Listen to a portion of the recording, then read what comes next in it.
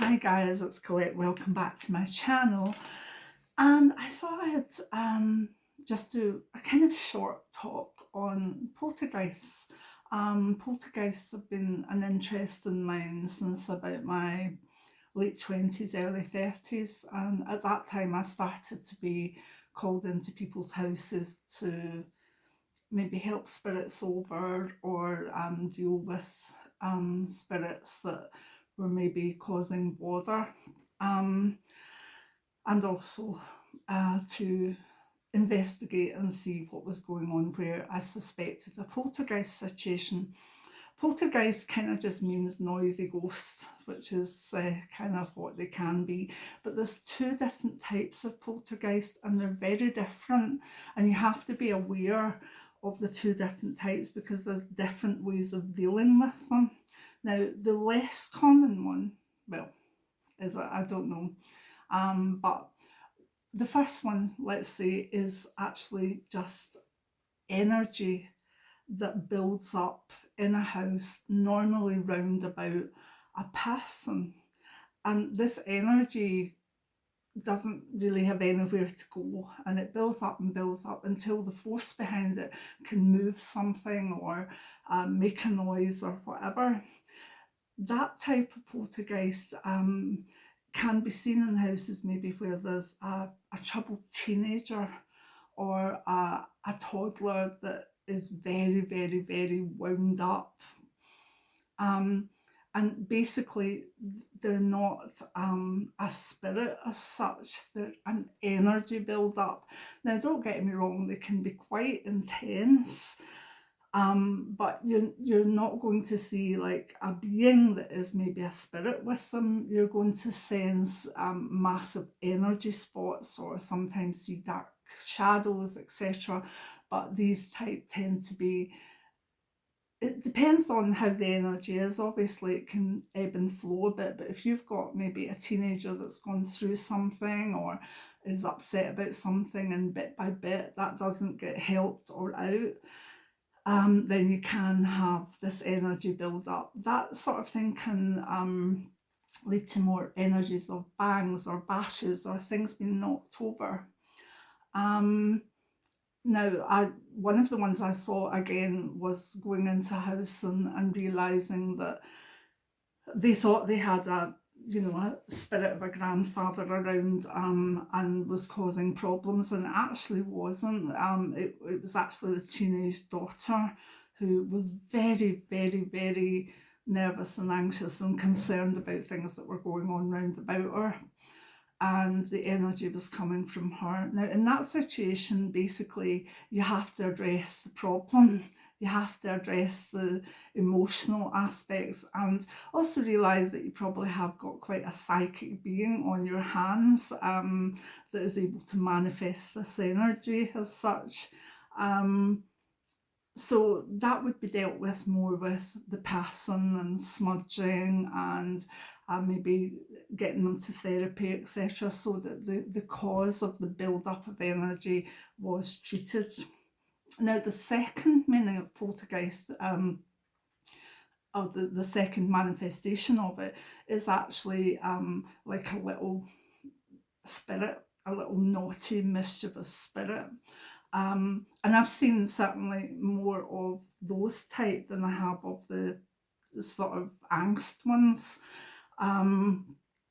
But actually, the little sort of poltergeist, which is a little spirit, can be harder to deal with and can be certainly more menacing. So basically what happens tends to be is that a poltergeist or a noisy spirit will attach itself to a home where there is what I call a little beacon, and that can be, it's normally, the way I've seen it anyway, a child, and the child can be a toddler or it can be an older person, and in a way the person can sometimes, the child can sometimes see this little being as a friend, but then the friendship becomes that the poltergeist is really quite is almost taking ownership of the child, and that's when it can become a bit of a battle. Now, I've never really seen a child be in danger from a poltergeist, because the poltergeist is actually attracted to the child's energies. It actually either wants to be with that little beacon or envies the little beacon in some way, or just is filled with a need to be with that little beacon. Um, and it can be rather naughty, but actually can cause more fear in families. One of the instances I had that I actually found it really funny, but I probably shouldn't have. But I was called into a woman's house who had a baby, and the baby was, I'd say it was a wee old soul. It was a wee boy, definitely full of beans, full of energy, probably would go through maybe an ADHD sort of situation when they got older. But the energy that came from the child was quite intense, but they also had this beacon. And when I went into the house, the mum was upset, and I said, well, take the baby in your arm and go through to the other room, because I could feel there was energy in the kitchen. And she said, well, once they've done in the kitchen, they normally move the toothbrushes upstairs in the bathroom. I said, right, okay. So I opened the door and went into the kitchen, and the woman had these real packs of Malupa baby food that you put in and, put water in and stuff like that when babies were under a year. She had a few packs of them on the counter, and they were just going in and out like that. Like somebody was taking books off a shelf and putting it back in. And I remember thinking that probably should scare me, but actually I found it so funny that I laughed. And then I thought, that's a shame, this poor woman, walking into maybe getting her baby's dinner, and these Malupa packets are moving about.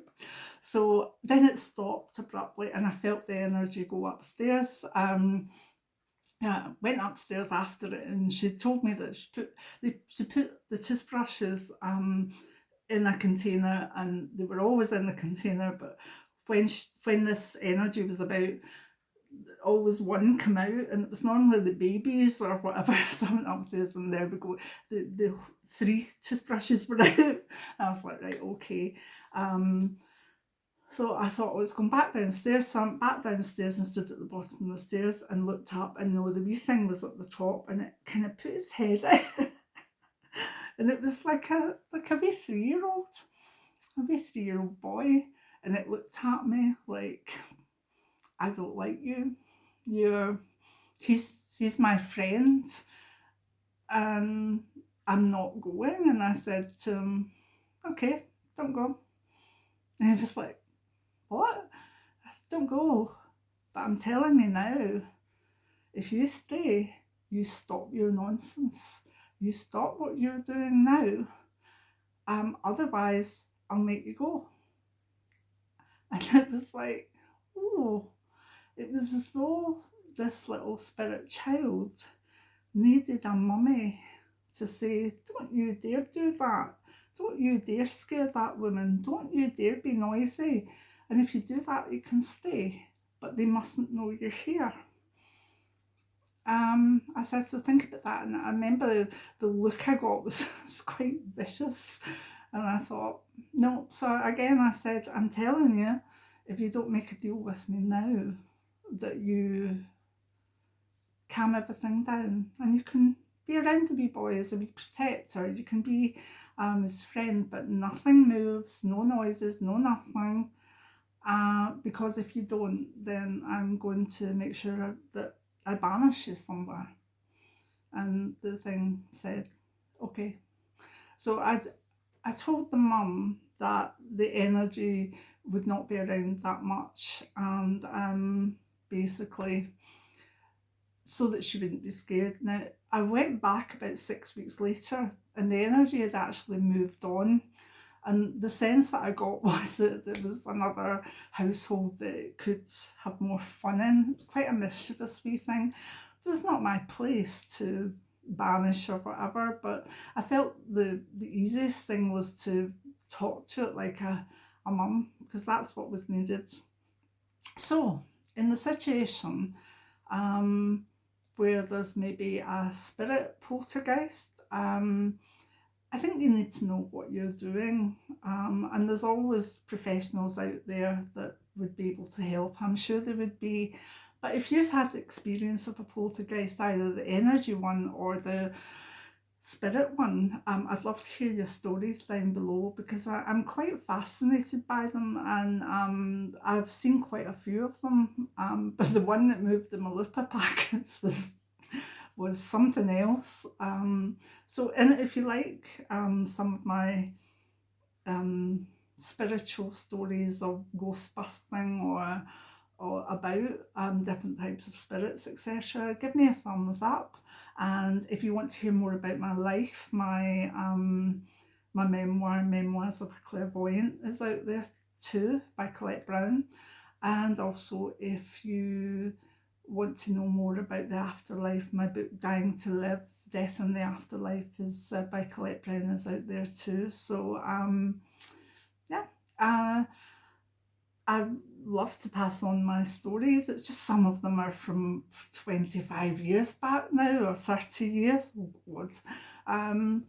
But I've always had a way of dealing with spirits that I think it's been a very practical way. And I always look for the practical reason first, you know. But I have many stories, but that's my opinion on poltergeists. If you want more done necessarily on that subject, or more spiritual things, just give me a thumbs up. Many blessings now. Bye.